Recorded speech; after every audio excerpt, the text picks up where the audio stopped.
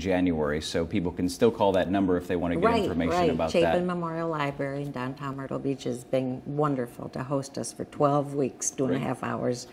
And then you also have a monthly, once a week, is it? Or sorry, once a month meeting? We have 2 monthly meetings.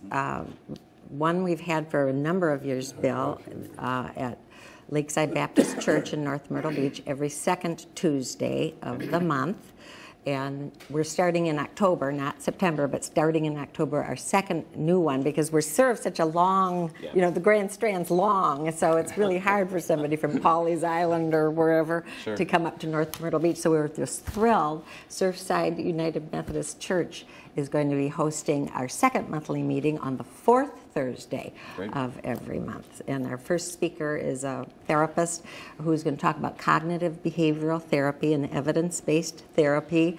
That's a really useful, anybody can learn it. You really can teach yourselves the wonderful form of therapy. Evidence-based merely means it has been proven by 2 independent researchers to have significant statistical results in work. And this might really be apropos as students are now kind of back in class, and maybe as they go into the next grade level, some of these signs of issues are surfacing. And so maybe teachers are maybe acknowledging that there might be an issue or something to think about. It doesn't mean to paint a broad brush that say if your child is struggling in class that they're dealing with an illness, but there's a propensity there that might be needed to be brought up for sure. And Bill Hamilton, with your time with NAMI, what would you say is the biggest obstacle? Is it just kind of awareness? Is it that parents, like anybody, would be in denial? What do you think people watching out there need to overcome before they can get help for maybe themselves or their children? Well, it seems to me that whole sense of stigma, that would be a big barrier, and people tending to back away from individuals who have mental illness.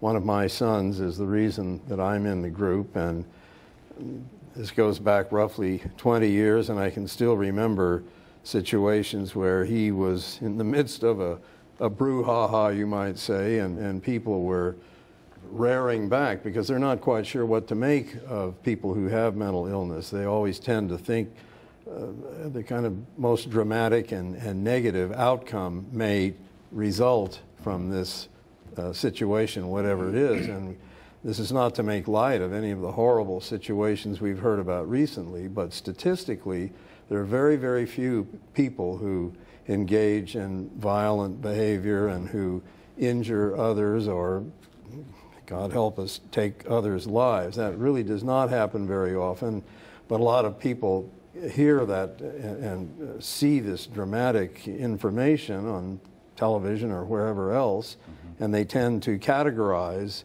and it's kind of tough to break through that. And if people start coming to the NAMI groups, you can share your experiences with others and realize, oh, I'm not alone, and yes, my child, my loved one's behavior stacks up with others in a similar manner, although, of course, as with everything else, everyone is an individual. It's different. Yeah, exactly.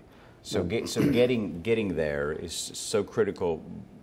What did it take for you to get your son or your child assistance? Well, I actually learned about it on NPR. I was literally driving around one day and heard mention of NAMI on NPR, and the person said, call such and such a number, and this may sound melodramatic, but I literally pulled off to the side of the road and wrote down the phone number, and later that day called, and the lady I spoke with was in Columbia, and she in turn referred me to somebody in this area who at the time was president of the group, and I started going to the group and so on and so forth. And we have had a small group for many years, and Barb and Tom have just been a godsend because their course, the family to family, has literally doubled the membership of our group within just the last month or so. Excellent. And as she pointed out, due to the funny geographical configuration of our area, it is tough for especially older people to drive all the way from the south end up north. And, you know, in Columbia, Charleston, Greenville, Spartanburg, people tend to go in toward the hub, so to speak. But here, you have to be willing to make a 40 or 50-mile drive one way. So the second meeting that's going to come up will be a big help, I think. Excellent. In my case, it was that radio broadcast, and that's how I got started. And that's made the difference for you in your life, for yes, sure. It really has. I want to show you again the next 6-week course for children that you need to call about and get information on before you just show up there. It's Saturday, October 11th is when it kicks off. So before then, please call. There's Barb's number, 847-212-6463. This is free services for you and your child. And then, of course, we're going to have this on our website, WMBFnews.com. A lot more about NAMI, about the overall assistance that's offered out there for you if you or your loved one is dealing with a mental illness. Stay with us on WMBF News This Week.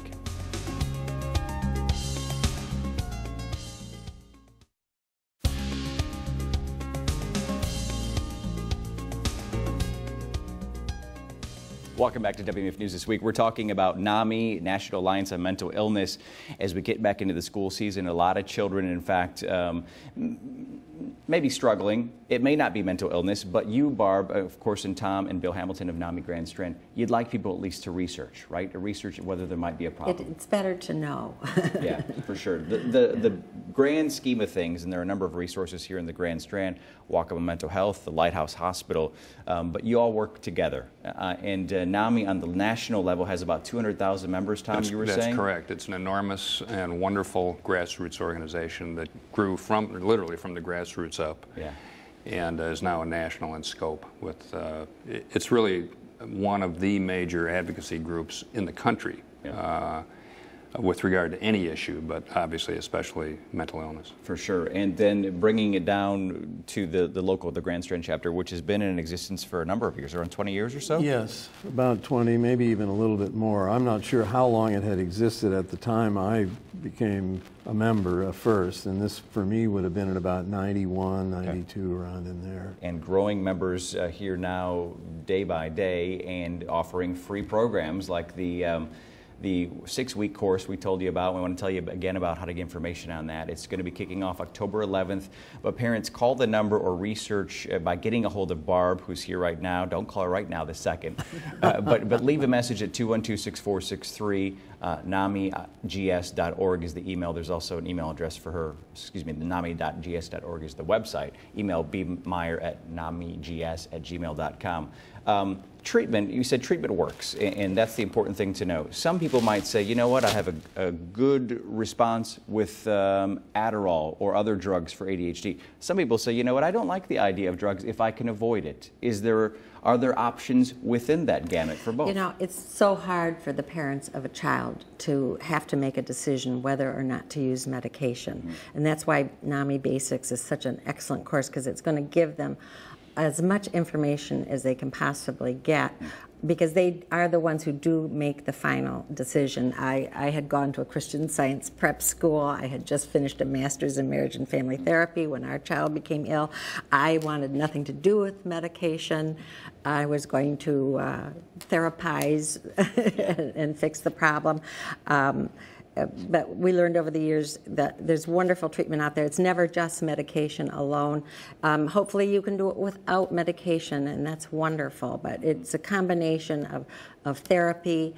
It's a very complicated puzzle with lots of pieces, but there's therapy, there's absolutely nutrition is critical, exercise, your social life is very important, and support and education and a loving group to be with. And that's where you all come in for sure. Bill, what's your perspective in the past 20 years or so on the idea of medication, no medication, a combination maybe? Well, I agree with what Barb was saying, that it is a combination of several pieces to the puzzle. But a lot of times you'll hear people say, oh, I don't want my child becoming a drugged up zombie or something like that. And yet I myself have, not with a child so much, because when my own son had this experience, he was not a little kid. Medication can make a huge difference. And one of the issues is the doctor can't look you over and say, okay, well, here, take 2 of these.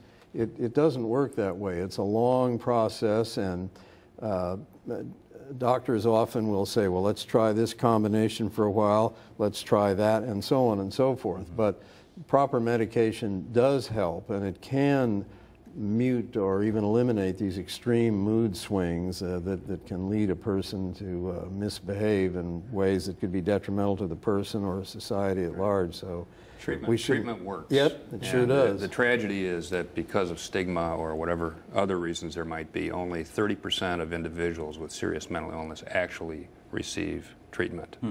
But it's more treatable than heart disease and lung disease. It's very treatable.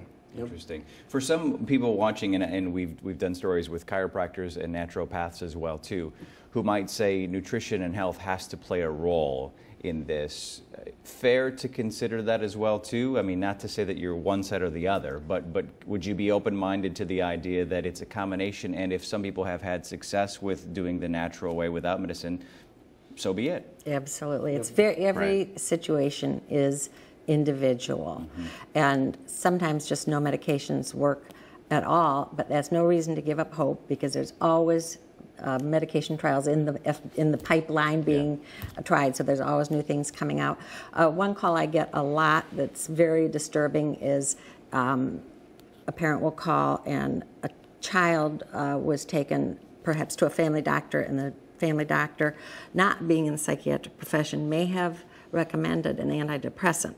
If the research, if the evaluation was done inadequately, and if in fact it is bipolar, by giving an antidepressant, you can trigger a child into mania. Oh my gosh. So what needs to be done first is a thorough evaluation with a psychiatrist. Child psychiatrists are rare as hen's teeth, but if it is determined by the evaluation that it might be bipolar, then you first do a mood stabilizer to cap the highs. Then you can add in an antidepressant. And I hate to get too technical. Yeah, no, and I appreciate it. We're running out of time in about 10 seconds. You also have a parents and teachers program that you offer? Yes, Parents and Teachers as Allies is a free 2-hour in-service for all school personnel. It really helps teachers and everybody in the school who work with the kids to help the kids. And I want to show you that our conversation has to end now, but I want to show you the conversation doesn't have to end for you. Here's the information to call. We're going to show you one more time.